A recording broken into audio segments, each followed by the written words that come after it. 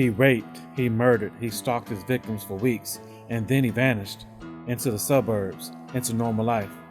For over 40 years, he was a ghost, until one tiny strand of DNA brought him down. In 1976, California was already on edge. Then came a man who broke in at night. He started in Visalia, a burglar called the Ransacker. Then he moved to Sacramento, where he became the East Area Strangler. Later on, Southern California, he escalated into the original Night Stalker.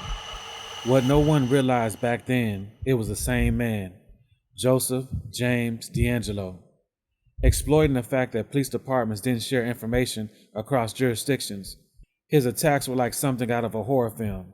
He would break in at night wearing a ski mask, sometimes naked. He made the women tie up their husbands. Then he'd stack dishes on the man's back and whisper, "If I ever hear one play move, I'll kill her." Hours of torture, rape, whispering, stealing, watching. Victims said he knew things about them, where they worked, what they wore, because he'd been stalking them for weeks. Newspapers dubbed him the original Night Stalker. At least 13 dead, 50 raped, and 100 plus burglars.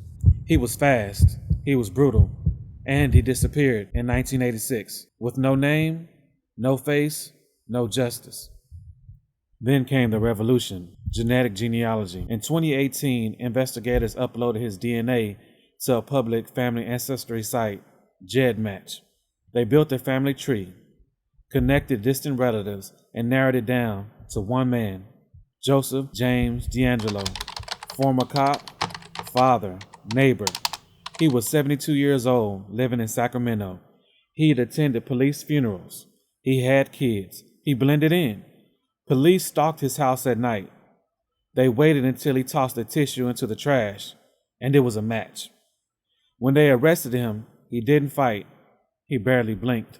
In court, D'Angelo wore an orange jumpsuit and a blank expression. He confessed, not out of remorse, but reality. The DNA didn't lie. In 2020, he was sentenced to multiple life terms without parole. Survivors stood and faced him in court.